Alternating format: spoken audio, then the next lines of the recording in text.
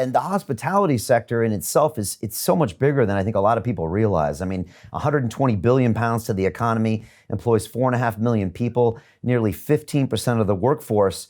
And yet, by Public Health England's own data, it's only responsible for 3.3% of the COVID transmissions. And I know this is frustrating pub owners across the country who already experienced a 60% drop in revenues because of the 10 p.m. curfew.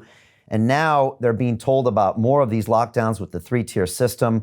And with only a 66% furlough with a job retention scheme, it means tons of jobs being lost, pubs being closed down. We just got told today in London that tier 2 is happening here, which is going to basically mean the pubs are shut down for all intensive purposes for the 9 million inhabitants here. It's frustrating for me because the mayor seems to be almost lobbying for a lockdown when everyone here in London is trying to find a way to keep our economy alive, which keeps basically the rest of us alive. What is your take on this tier system and the fact that our government seems to be ignoring kind of the Public Health England data when it comes to some of the institutions that are almost the cleanest out there when it comes to doing business?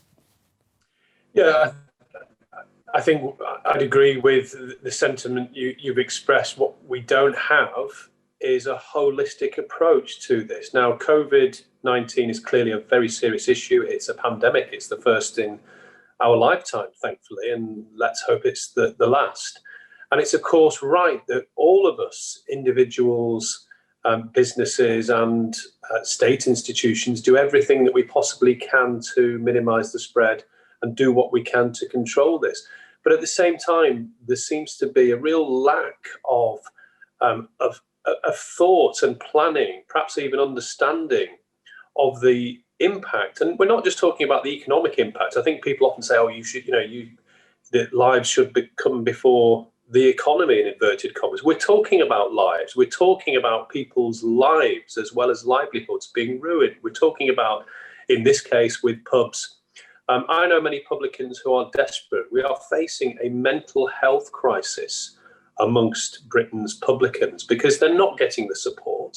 They are being scapegoated. They feel they're being scapegoated by many politicians and an easy target for scientists. It's been shown that something like the curfew, the government's own advisors, Sage, said it would have a minimal impact in terms of controlling COVID, but a disastrous impact for pubs and restaurants, clubs and bars that rely on that later trade. It's making some of those very vibrant businesses actually unviable. And people are getting into debt. People are actually telling me that they're having to use their credit cards just to put food on the table for their own families.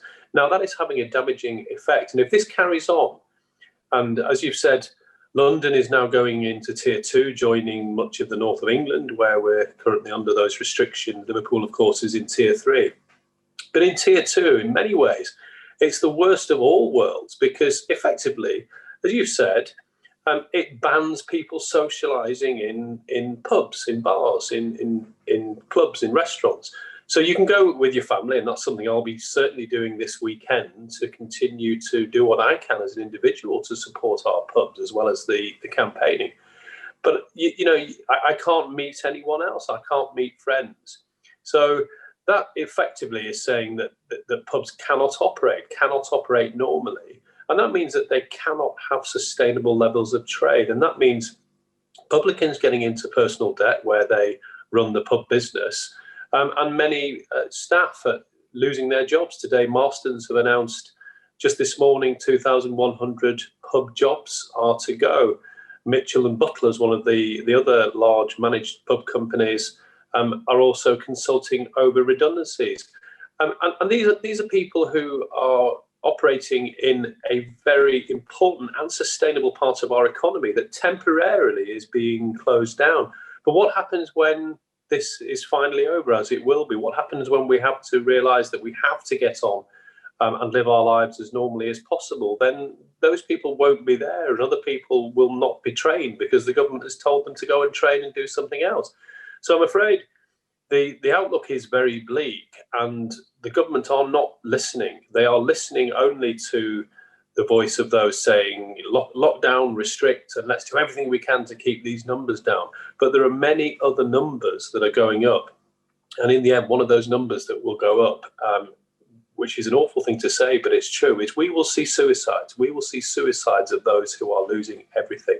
Because as I say, this is a serious crisis, not just for pubs, not for an institution, and indeed it is, but for those people, for those wonderful, hard-working people who've been on the front line, who've done all the things that the government has asked them to do to keep their pubs safe, to put in one-way systems, signage, to ensure people socially distanced, to close off some of their tables, to enable that, providing sanitizer, putting screens in at their expense. And then actually they're told, oh, well, now you can't have people socialising, and yet we're not going to give you any support. It's not good enough. And the human impact on those individuals and those families is going to be very, very severe. And we need the government, and indeed we need mayors, including the Mayor of London, to wake up to that human cost. And I want to hear more people talking about that and acknowledging that there is a real risk to health and indeed life from the measures being taken, and that COVID is not the only thing to be looking at here, as much as we all should do, as I've said, everything we can to minimise the spread and do what we can sensibly to control it.